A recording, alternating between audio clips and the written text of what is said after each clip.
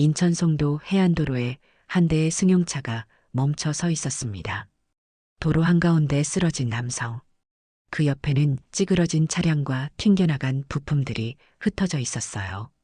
현장을 본 트럭 기사는 차가 두 바퀴는 돈 것 같았다고 말했습니다. 차량은 반파되어 있었고 쓰러진 남성은 이미 의식이 없었어요. 그 남성의 이름은 강민우. 해군 병장이었고 전역을 불과 50일 앞둔 상태에서 포상휴가를 나온 상황이었습니다. 민우는 고등학교 시절부터 성실하다는 평을 들었고 가족들의 자랑이었어요. 민우는 약속을 지키는 아이였습니다. 그의 어머니 김지영 씨는 이렇게 말했습니다. 친구들과 만나기로 했으면 반드시 시간 맞춰 도착했고 무슨 일이든 끝까지 해내는 아이였어요. 사건 발생 몇 시간 전 민우는 오랜만에 고등학교 선배인 이준호를 만났습니다. 1년 선배였던 이준호와는 군대 가기 전까지 종종 연락하던 사이였어요. 두 사람은 고등학교 때부터 같은 축구 동아리에서 활동했고 민우에게 준호는 믿음직한 형이었습니다. 준호 형이랑 약속 있어서 나가야 해. 형이 휴가 나온 거 축하한다고 저녁 사준대. 민우는 출발하기 전 어머니에게 이렇게 말했습니다. 그날 아침 그는 오랜만에 집에서 늦잠을 자고 있었어요. 저녁을 50일 앞둔 해군 병장. 포상휴가는 그에게 꿀맛 같은 시간이었습니다. 두 사람은 인천 연수구의 한 술집에서 만나 함께 술을 마셨습니다. 가게 CCTV에는 둘이 웃으며 술잔을 부딪히는 장면이 담겨 있었어요. 특히 민우가 밝은 표정으로 셀카를 찍는 모습도 포착됐습니다. 그 셀카는 민우의 휴대폰에 마지막으로 남은 사진이었습니다. 사진 속 민우는 분명히 웃고 있었어요. 누가 봐도 편한 분위기였습니다. 선배를 믿었기에 가능했던 얼굴이었죠. 형, 진짜 오랜만이에요. 군대에서는 날짜만 세고 있었어요. 민우는 소주잔을 들며 말했습니다. 이준호는 그런 민우를 바라보며 웃었어요. 제대하면 뭐 할 거야? 대학 다시 복학하나? 네, 일단은 복학해서 졸업하고 싶어요. 군대 오기 전에 취업 준비도 조금 해봤는데 역시 학위는 있어야 할 것 같아서요. 민우는 자신의 미래에 대해 이야기하며 눈을 반짝였습니다. 그는 컴퓨터 공학을 전공하고 있었고 졸업 후에는 게임 회사에 취직하고 싶다는 꿈이 있었어요.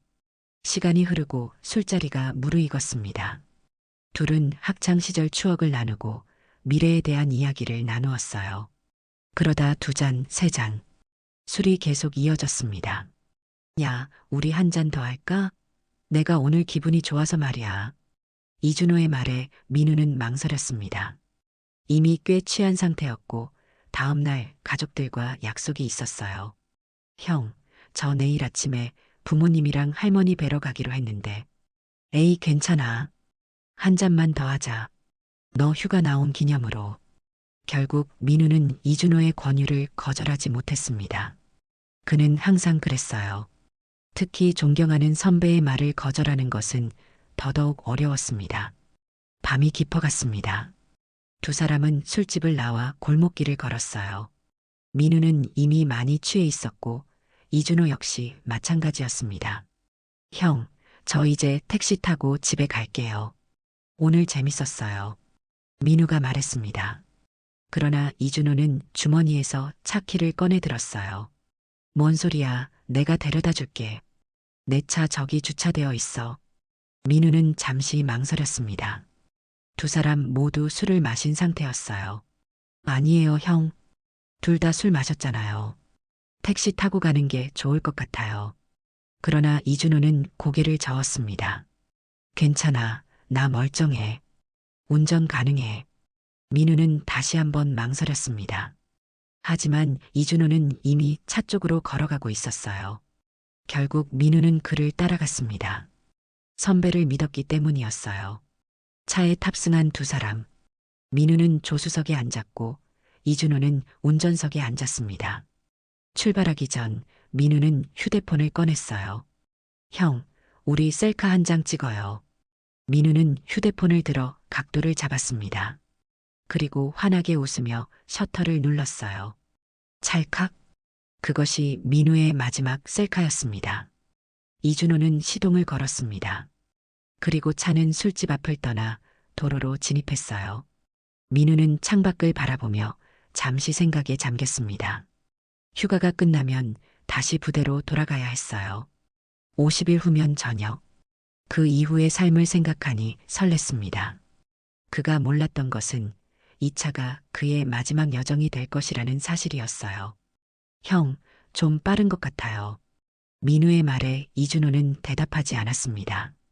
그저 속도계의 바늘이 점점 더 오른쪽으로 기울어 갔을 뿐이었어요. 해안도로. 밤바다가 보이는 곳이었습니다. 원래 민우의 집으로 가는 길은 아니었지만 이준호는 좋은 경치를 보여주겠다며 방향을 틀었어요. 형, 저 진짜 집에 가야 해요. 내일 아침 일찍 일어나야 하거든요. 민우는 걱정스러운 표정으로 말했습니다. 그러나 이준호는 웃으며 엑셀을 더 밟았어요. 잠깐이면 돼. 송도 해안도로 달리고 데려다 줄게. 이준호의 차는 점점 속도를 올렸습니다. 80km, 100km, 120km. 형, 제발 속도 좀 줄여요. 민우는 겁에 질려 소리쳤습니다. 그러나 이준호는 아랑곳하지 않았어요. 그리고 그 순간이 왔습니다. 그 커브. 이준호는 너무 늦게 핸들을 꺾었습니다. 차는 중심을 잃고 미끄러졌어요. 민우는 본능적으로 손잡이를 움켜쥐었어요. 형? 그것이 민우가 마지막으로 외친 말이었습니다. 차는 가드레일을 들이받았고 그 충격으로 회전하기 시작했습니다. 한 바퀴, 두 바퀴. 민우의 몸은 조수석 에어백에 부딪혔지만 차량이 뒤집히는 과정에서 그의 몸은 창문을 뚫고 밖으로 튕겨나갔어요. 마지막 순간 민우의 머릿속에는 가족들의 얼굴이 스쳐 지나갔습니다. 그리고 모든 것이 어둠에 잠겼어요. 새벽 4시 30분. 인천 송도 해안도로에 한 대의 승용차가 멈춰 서 있었습니다. 도로 한가운데 쓰러져 있는 한 남성. 그리고 그 옆에는 찌그러진 차량과 튕겨나간 부품들이 흩어져 있었어요. 불과 6시간 전 웃으며 셀카를 찍었던 강민우는 이제 싸늘한 주검이 되어 있었습니다. 하지만 이상한 건 그 사고 현장에 함께 있어야 할 이준호는 없었다는 겁니다. 경찰이 사고 직후 주변 CCTV를 분석하던 중 한 영상이 포착됐습니다. 사고 직후 조수석 문을 열고 나온 한 남성이 멀찍이 쓰러져 있는 민우를 바라보더니 반대 방향으로 도망치는 장면이었어요. 경찰은 이 남성의 인상착의를 토대로 신원을 확보했고 며칠 뒤 이준호가 자진 출석했습니다. 그는 경찰 앞에서 이렇게 말했어요. 제가 운전한 게 아닙니다. 민우가 술자리 중에 제 차 키를 몰래 가져가서 차를 끌고 나갔어요. 준호의 말에 경찰은 일단 민우의 면허 여부를 확인했습니다. 그런데 이상한 사실이 하나 드러났어요. 민우는 운전면허가 없었습니다. 경찰은 수상하다고 판단했고 차량 블랙박스는 없었지만 주변 CCTV와 차량 내 증거물 분석을 의뢰했습니다. 그 결과 사고 발생 2분 전 근처 편의점 앞 CCTV에서 이준호가 운전석에 앉아있는 모습이 포착됐고 차량의 에어백에서 채취된 혈흔 또한 이준호의 DNA로 확인됐어요. 경찰은 이준호가 술에 취한 상태로 차량을 운전하다 사고를 낸 뒤 조수석에 있던 민우를 그대로 도로 위에 방치한 채 도주한 것으로 판단했습니다. 게다가 그는 사망한 후배에게 운전을 떠넘기며 누명을 씌웠어요. 민우의 부모는 충격을 받았습니다. 가족에게 선배라고 소개했던 이준호가 자신들의 아들을 2번 죽였다는 사실을 도저히 받아들일 수 없었어요. 민우의 어머니는 말했습니다. 우리 애는 그 선배가 좋다고 꼭 한 번은 밥 사고 싶다고 했어요. 그런데 그 선배가 우리 애를 죽이고 또 죄까지 뒤집어 씌웠다고요. 이 일은 단순한 음주운전 사고가 아니었습니다. 그것은 신뢰를 배신한 거짓말이었고 죽은 이를 또다시 짓밟은 죄였어요. 민우가 병원에 도착했을 때는 이미 의식을 잃은 상태였습니다. 머리뼈 2곳이 함몰됐고 갈비뼈 여러 개가 부러져 있었어요. 의료진은 곧바로 응급수술에 들어갔지만 그의 몸은 이미 너무 많은 피를 흘린 뒤였습니다. 사고 발생 후 약 20시간 만에 민우는 결국 세상을 떠났습니다. 그 소식을 들은 민우의 부모는 믿을 수 없다는 듯 무릎을 꿇었습니다. 전날까지만 해도 살아서 전화하던 아들이 이제는 차디찬 병원 영안실에 누워 있었어요. 그보다 더 믿기 어려운 건 선배라는 사람이 했다는 말이었습니다. 이준호는 경찰 조사에서 진술을 바꾸지 않았습니다. 민우가 운전했고 자신은 조수석에 타고 있었을 뿐이라고 주장했어요. 정말 기억이 안 납니다. 너무 충격을 받아서 아무것도 생각이 안 나요. 그는 심지어 사고 당시 외상이 심해 일시적 기억상실 증세가 온 것 같다며 도주조차 의도한 것이 아니었다고 주장했습니다. 하지만 경찰은 이미 준호가 사고 직후 도로 건너편으로 빠르게 도망치는 장면을 확보한 상태였어요. 뿐만 아니라 주변 블랙박스에는 이준호가 차에서 내린 뒤도 돌아보지 않고 빠른 걸음으로 사라지는 장면이 담겨 있었습니다. 그의 진술은 거짓이었습니다. 법정에 선 이준호는 여전히 단정한 정장을 입고 고개를 숙이고 있었습니다. 하지만 눈빛엔 후회의 기색이 보이지 않았어요. 재판부가 피고인에게 물었습니다. 피고인은 사고 당시 운전자가 본인이 아님을 주장하고 있습니다. 여전히 같은 입장입니까? 이준호는 고개를 들더니 마치 준비된 대사를 읊듯 말했습니다. 정확히 기억이 나지 않습니다. 술에 취해 있었고 사고 이후 공포와 충격으로 판단력이 흐려졌습니다. 방청석에서는 억눌린 탄식이 새어나왔어요. 검사는 반박했습니다. 피고인은 사고 직후 조수석 문을 열고 나와 피해자를 외면한 채 도망쳤습니다. 그 시간 동안 경찰이나 구급대에 단 한 통의 전화도 하지 않았습니다.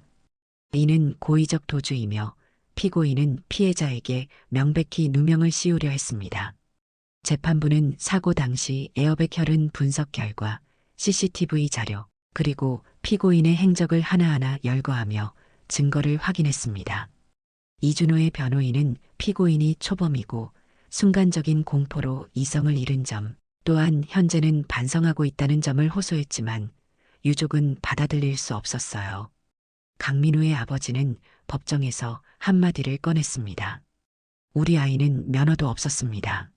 그런데 그 아이한테 운전했다고 뒤집어 씌운 겁니까? 죽은 사람한테 모든 걸 덮어 씌우고 살아남은 사람이 편하게 사는 세상입니까? 어머니는 입을 열지 못했습니다. 손에 든 사진 액자를 꼭 쥐고 조용히 눈물만 흘렸어요. 재판부는 이준호에게 도주치사, 음주운전 사고 미조치, 허위 진술 등의 혐의를 적용했습니다. 선고 결과는 징역 6년이었습니다. 그 순간 방청석은 침묵에 휩싸였고 어머니는 결국 자리에서 일어나 울음을 터뜨렸어요. 고작 6년이요? 우리 애는 평생 못 돌아오는데 그 사람은 6년 뒤면 나오는 거예요? 재판부는 판결문에서 이렇게 적었습니다. 피고인은 사고 당시 책임을 회피했고 피해자에게 허위 사실을 전가하는 등 반성의 태도가 미흡했다. 그러나 초범이라는 점과 일부 진술을 인정한 점을 고려했다. 유족은 항소를 준비했습니다. 그들은 판결을 받아들이지 않았어요. 민우의 이름으로 다시는 이런 일이 반복되지 않도록 하기 위해서였습니다.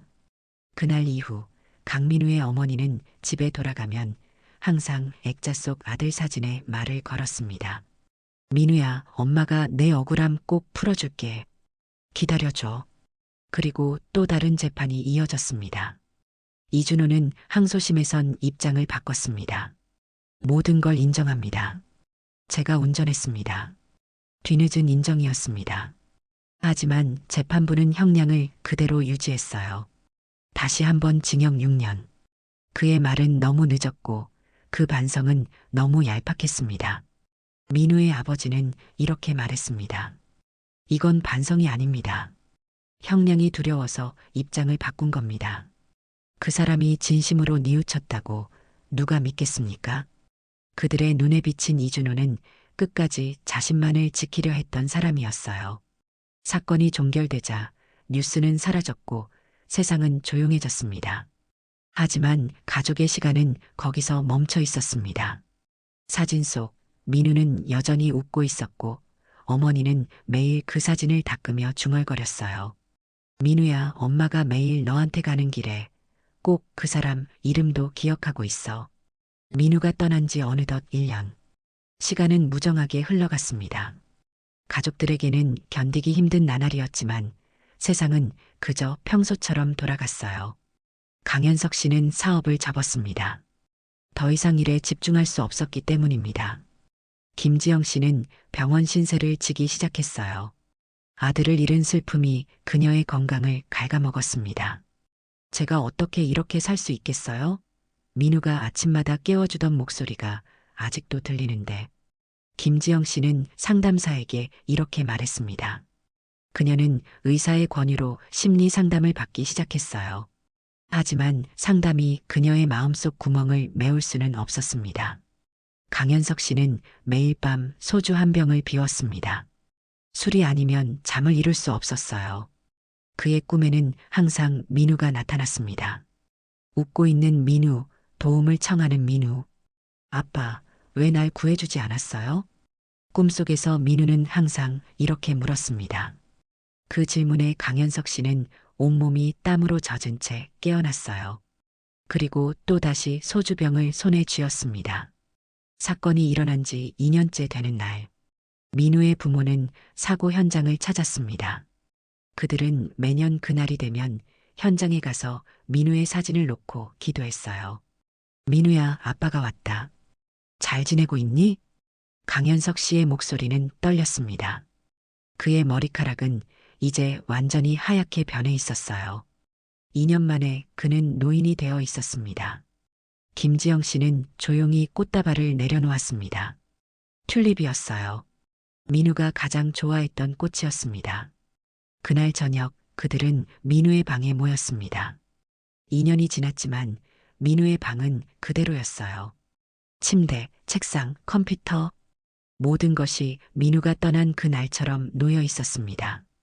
오늘 민우 생일이잖아요. 김지영 씨가 작은 케이크를 꺼냈습니다. 촛불 3개가 꽂혀 있었어요.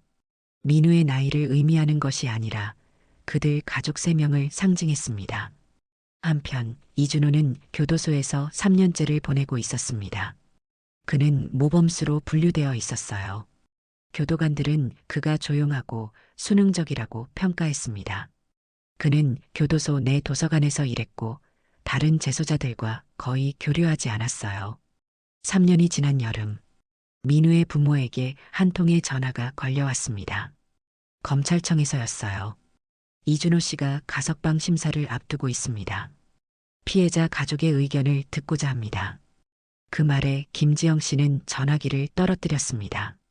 가석방? 이제 겨우 3년을 살았는데? 그녀는 믿을 수 없었어요. 강현석 씨가 전화를 받았습니다. 저희는 반대합니다. 절대 동의할 수 없어요. 검찰은 이해한다고 말했습니다. 하지만 이준호의 모범수 기록과 초범인 점을 고려해 가석방 심사는 진행될 것이라고 했어요. 그날 밤 민우의 부모는 잠을 이루지 못했습니다. 3년. 그들의 아들은 영원히 돌아오지 못하는데 이준호는 3년 만에 자유의 몸이 될 수도 있다니. 그것은 그들에게 또 다른 형태의 폭력이었어요.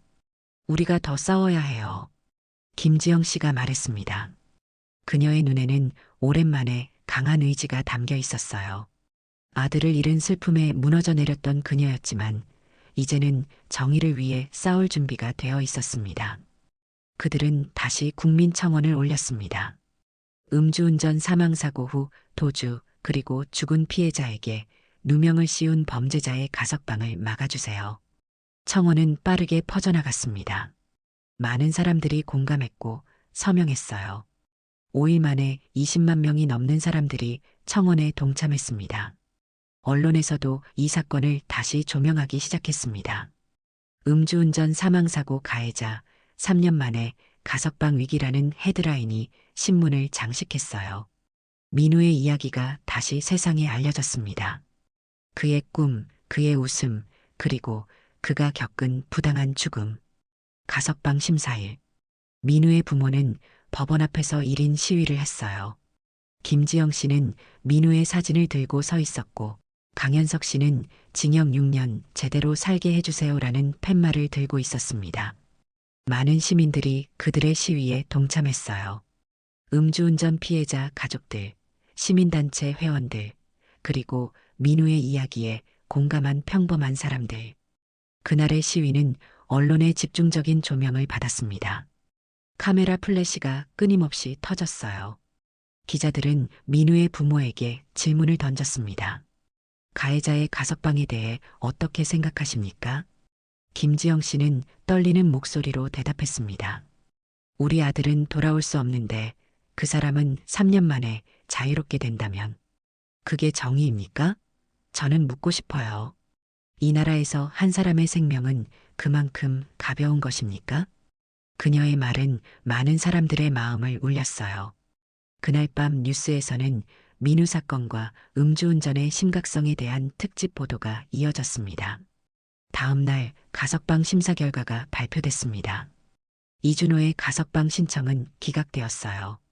가해자의 범행이 중대하고 피해자에게 누명을 씌우려 한 정황이 있는 점, 그리고 피해자 가족의 강력한 반대 의견을 고려해 가석방을 불허합니다. 판결문은 이렇게 적혀 있었습니다. 민우의 부모는 작은 승리를 거두었어요. 하지만 그들의 싸움은 아직 끝나지 않았습니다. 민우가 세상을 떠난 지 3년이 지났습니다. 강현석 씨와 김지영 씨는 조금씩 일상으로 돌아가려고 노력하고 있었어요. 완전히 회복될 수는 없었지만 그들은 민우의 이름으로 작은 재단을 만들었습니다. 강민우 기억하기라는 이름의 이 재단은 음주운전 피해자 가족들을 지원하고 음주운전의 위험성을 알리는 캠페인을 진행했어요. 우리 아들처럼 억울하게 희생된 사람들의 이야기를 세상에 알리고 싶어요. 김지영 씨는 기자와의 인터뷰에서 이렇게 말했습니다. 그녀의 얼굴에는 여전히 슬픔이 깃들어 있었지만 그 속에 강한 의지도 함께 있었어요. 재단은 매년 11월 2일 민우의 사고일에 맞춰 안전운전의 날 행사를 개최했습니다. 그들은 음주운전의 위험성을 알리고 피해자들을 기억하는 시간을 가졌어요. 그의 행사에는 특별한 손님이 찾아왔습니다. 민우의 군대 동료들이었어요. 그들은 저녁 후에도 민우를 잊지 못했고 그의 이야기를 듣고 행사에 참여하기로 했습니다. 민우 형은 우리 부대에서 가장 믿음직한 선임이었습니다. 한 동료가 말했습니다. 항상 후임들을 챙겨주고 자기 일은 완벽하게 해내는 사람이었어요. 그런 사람이 이런 식으로 떠나다니 아직도 믿기지 않습니다. 민우의 동료들은 그와 함께 찍은 사진들을 가져왔습니다. 훈련 중인 모습, 부대에서 웃고 있는 모습, 휴가 나와 함께 찍은 단체 사진. 모든 사진 속에서 민우는 밝게 웃고 있었어요. 민우는 꿈이 있는 사람이었어요. 또 다른 동료가 말했습니다. 전역하면 게임 회사에 취직해서 자기만의 게임을 만들겠다고 했어요. 심지어 군대에서도 틈틈이 코딩 공부를 했었죠. 그런 꿈을 가진 사람이 하필 그런 선배를 만나다니. 민우의 부모는 아들의 동료들을 만나 울음을 참을 수 없었습니다. 그들은 아들의 다른 모습, 그들이 몰랐던 아들의 일상을 들을 수 있었어요. 그것은 고통스러웠지만 동시에 위로가 되는 시간이었습니다. 그날 밤 강현석 씨는 오랜만에 민우의 일기장을 펼쳤습니다. 민우는 중학교 때부터 일기를 쓰는 습관이 있었어요. 아버지는 그 일기장을 볼 용기가 없어 지금까지 미뤄왔지만 이제는 아들의 목소리를 듣고 싶었습니다. 일기장의 마지막 페이지는 민우가 휴가를 나오기 직전에 쓴 것이었어요. 드디어 휴가다. 집에 가면 제일 먼저 엄마가 해주는 된장찌개를 먹을 거야. 그리고 준호 형을 만나서 오랜만에 수다도 떨고 형이 연락해서 너무 반가웠다. 전역하면 또 무슨 일을 할 수 있을지 형한테 조언도 들어볼 생각이다. 앞으로 50일만 더 버티면 자유다. 그 글을 읽은 강현석 씨는 눈물을 흘렸습니다.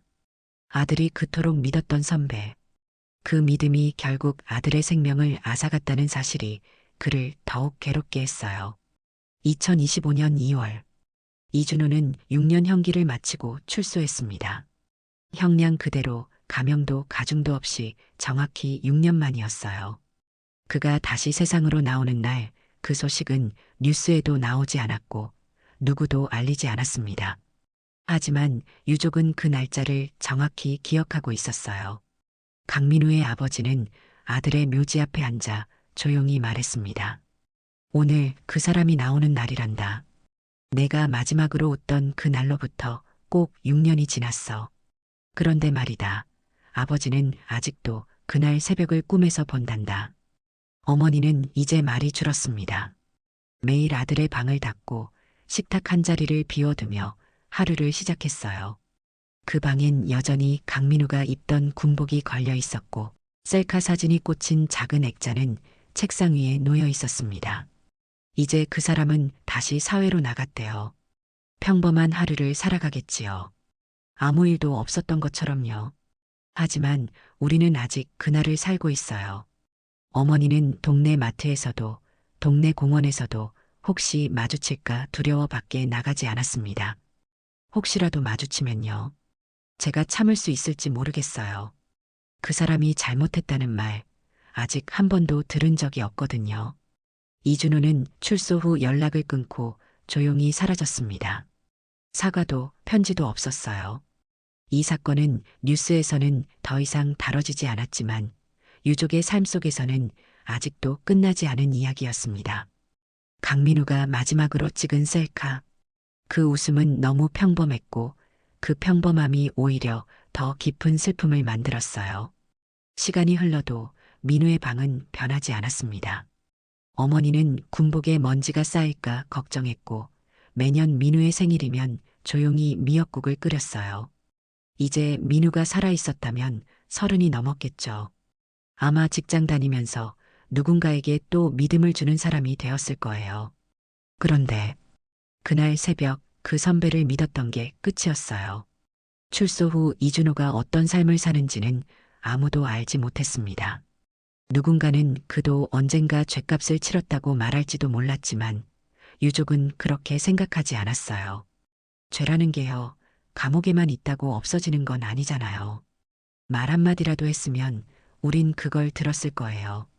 근데 그 사람은 그날 이후 지금까지 단 한 번도 우리를 사람 취급한 적이 없어요.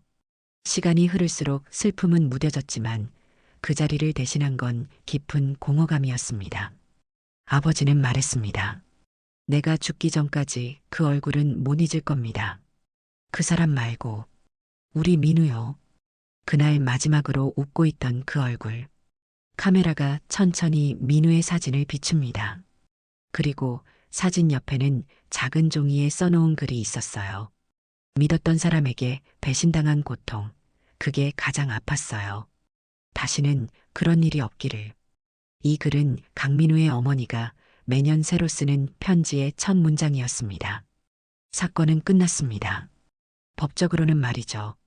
하지만 누군가에겐 지금도 진행 중입니다. 그리고 누군가는 그 마지막 셀카 속의 웃음을 아직도 지우지 못하고 있어요. 음주운전은 한순간의 선택이 영원한 이별이 되는 비극입니다. 민우의 가족처럼 남겨진 이들의 상처는 시간이 지나도 아물지 않습니다. 누군가의 소중한 일상을 순식간에 산산조각 내는 이 비극을 막기 위해 우리 모두의 작은 선택이 필요합니다. 오늘의 이야기는 어떻게 들으셨나요? 다음 시간에 다른 이야기로 찾아올게요. 시청해 주셔서 감사합니다.